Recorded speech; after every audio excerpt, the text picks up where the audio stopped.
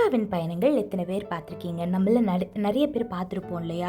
அதில் வந்து அந்த பொண்ணு வந்து பேக் எடுத்துக்கிட்டு அதில் ஒரு மேப்பையும் வச்சுக்கிட்டு ஒவ்வொரு இடத்துக்கா போவா. அப்படி அந்த ஒவ்வொரு இடத்துக்கா போகும்போது அந்த இடத்துக்கு எப்படி போகணும் அப்படின்னு சொல்லிட்டு அந்த மேப்பை கேட்டு ஒவ்வொரு லொக்கேஷனாக தாண்டி போகும். அந்த மேப்பும் உயரமான மலை, காடு, வீடு அப்படின்னு சொல்லிட்டு ஒவ்வொரு இடமா சொல்லும், இதெல்லாம் நீ வந்து தாண்டி போகணும் அப்படின்னு சொல்லிட்டு. அது சொல்கிற அந்த ஒவ்வொரு இடத்துக்கும் போகும்போது ஒவ்வொரு தடை இருக்கும். இப்போது ஃபார் எக்ஸாம்பிள் வந்து அந்த போகிற வழியில் ஒரு பாலம் இருக்குது அப்படின்னா அந்த பாலம் உடஞ்சிருக்கும். அந்த பாலத்தை வந்து இந்த பொண்ணு வந்து ஃபிக்ஸ் பண்ணிவிட்டு அதுக்கப்புறம் அந்த பாலத்தில் ஏறி போகணும். அப்படி இல்லைன்னா அது ஏதாவது ஒரு குள்ளநரி வந்து அது அவளோட பொருளை வந்து திருட பார்க்கும். அந்த குள்ளநரியை அடித்து துரத்தி விட்டுட்டு அந்த இடத்த வந்து தாண்டி கடைசியாக எங்கே போய் சேரணுமோ அந்த இடத்துல போய் அந்த பொண்ணு சேரும். இதே மாதிரி தாங்க நம்மளோட வாழ்க்கையில் தேவன் நம்மளுக்கு நிறைய வாக்குத்தத்தம் கொடுத்துருக்கிறாரு. நம்மளுக்குன்னு ஒரு டெஸ்டினேஷன், ஒரு இலக்கை வைத்திருக்கிறாரு. அந்த இலக்கை நோக்கி நம்ம பயணிச்சுட்டு இருக்கும் போது எப்படி ரோட்டில் போகும்போது குண்டும் குழியுமாக இருக்கோ அதே மாதிரி ஒரு சில தடைகள் வரும். எப்படி ரெட் சிக்னல் போடும்போது நம்ம வந்து வெயிட் பண்ணுவோமோ அதே மாதிரி ஒரு சில நேரம் வந்து எதுவுமே நடக்காத மாதிரி இருக்கும். நம்ம ரொம்ப நாளாக வந்து வெயிட் பண்ணிக்கிட்டே இருக்க மாதிரி இருக்கும். இந்த வெயிட்டிங் பீரியடில் தான் நம்மள நிறைய பேர் வந்து சோர்ந்து போய் கிவ் அப் பண்ணிடுவோம். இனிமேல் எனக்கு இந்த வாக்குத்தத்தம் நடக்கவே நடக்காது, நான் இந்த இடத்துக்கு போய் சேரவே மாட்டேன் அப்படின்னு சொல்லிட்டு நம்மள நிறைய பேர் கிவ் அப் பண்ணுற இடம் இதுதான். நம்ம வந்து ரோட்டில் போகும்போது ரெட் சிக்னல் போடுறாங்க அப்படின்னா நம்ம வந்து அந்த இடத்துலையே நின்ற மாட்டோம், இல்லை வந்த இடத்துக்கே திரும்பியும் போக மாட்டோம். அந்த ரெட் சிக்னல் க்ரீனாக மாறுற வரைக்கும் வெயிட் பண்ணி நம்ம போய் சேர வேண்டிய இடத்துக்கு போய் சேருவோம். ஸோ இதே மாதிரி லைஃப்லையும் நீங்கள் வந்து தேவன் உங்களுக்கு ஒரு வாக்குத்தத்தம் கொடுத்துருக்கிறாரு அப்படின்னா அதை நிச்சயம் நிறைவேற்றுவார். அந்த வெயிட்டிங் பீரியடில் நீங்கள் சோர்ந்து போயிடாதீங்க.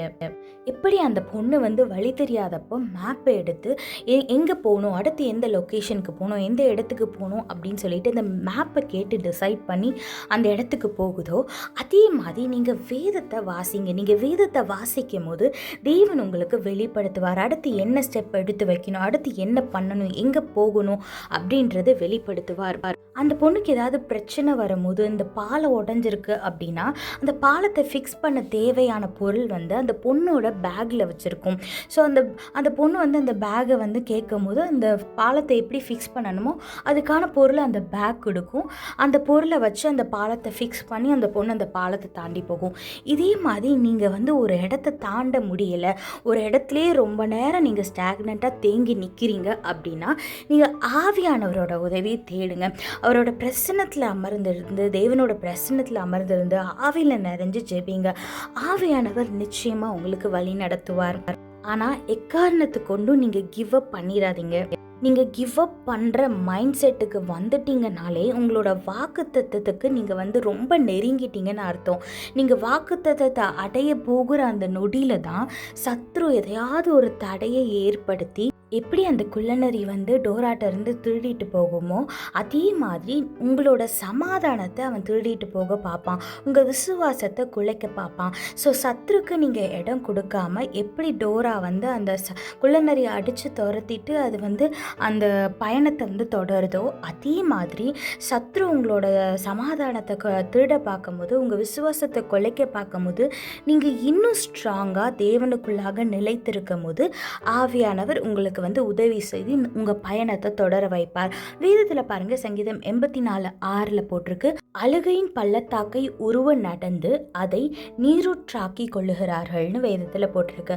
ஆமாங்க, நம்ம என்னதான் அழுகையின் பள்ளத்தாக்கில் நடந்தாலும் நம்ம அழுகை சந்தோஷமாக மாறும். நம்ம கடன் தொல்லையெல்லாம் நம்மளை விட்டு நீங்கி போகும். வியாதியாக இருக்கவங்க ஆரோக்கியமாக மாறுவீங்க. உங்கள் குடும்பத்தில் உள்ள எல்லா பிரச்சனைகளும் உங்களை விட்டு நீங்கி போகும். சத்ரு உங்களை விட்டு நீங்கி போவான். உங்களை எதிர்த்து நிற்கிறவங்க உங்ககிட்ட வந்து சேருவாங்க. ஸோ உங்கள் சூழ்நிலை எப்படி இருந்தாலும், எவ்வளோ மோசமாக இருந்தாலும் தேவன் அதை வந்து உங்களுக்கு அனுகூலமாக மாற்றி தருவார். அதனால் இந்த நேரத்தில் கிவ் அப் பண்ணிடாதீங்க. நீங்கள் உங்கள் டெஸ்டினேஷனை ரீச் பண்ண போகிறீங்க. நீங்கள் எதற்காக காத்திருந்தீங்களோ அதை இந்த மாதம் முடிகிறதுக்குள்ளாக பெற்றுக்கொள்ள போகிறீங்க. அதனால் கிவ் அப் பண்ணிடாமல் அவர் பிரசன்னத்தில் அமர்ந்துருங்க, ஆசீர்வாதத்தை பெற்றுக்கொள்ளுங்க. கர்த்தர் உங்களோடு கூட இருந்து உங்களை ஆசீர்வதித்து பாதுகாத்து வழி நடத்துவாராக. ஆமீன். How many of you have seen Dora the Explorer? In this cartoon, Dora always travels around. And while she travels, she'll always have her backpack and map in it. When she doesn't know the directions, she will ask the map and the map will guide her and it will show how she should reach her destination. While she walks to the place where she wants to reach, she will face many hurdles on the way to her destination. Like if there's a bridge on the way, it will be broken. She has to fix the bridge and then she should cross over the bridge. Sometimes the folks will come and try to steal her things, but she will overcome that and she will not let the fox steal from her, or even if the fox steals from her, she will get it back from it and she will reach her destination successfully. Likewise, in our life, our God has given us many promises, and each one of us have a destination. During our travel, we may face many hurdles. There may be many ups and downs. Like when we are traveling in a road, the road will not always be smooth, and sometimes we will have to wait for the red signal to turn into green. Likewise, in our life, sometimes we will feel like we are always staying in the same place for a very long time. This is the time when most of the people give up. If you're in that situation, that means you are very close to your destination. That is why the devil is trying to stop you.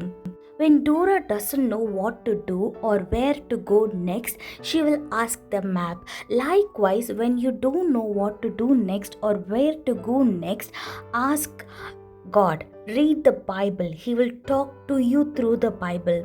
And while she faces the hurdle like a broken bridge, she will ask her backpack, and the backpack will provide her with equipments that can fix the bridge. Likewise, when you ask the Holy Spirit, He will help you to fix the situation and to overcome it. And when you're about to reach your destination, when you're about to receive your miracle, like the fox, the devil tries to steal your joy, your peace, and he will try to scatter your faith so that you will not receive the blessing that God has for us. You will not reach the destination that He has for you. So don't let the devil win. Don't give up yet. You are going to reach your destination.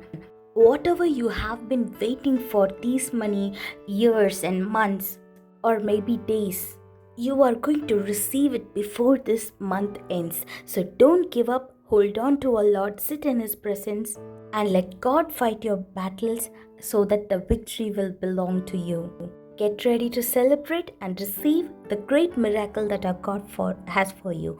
God bless you all. Have a blessed day. Amen.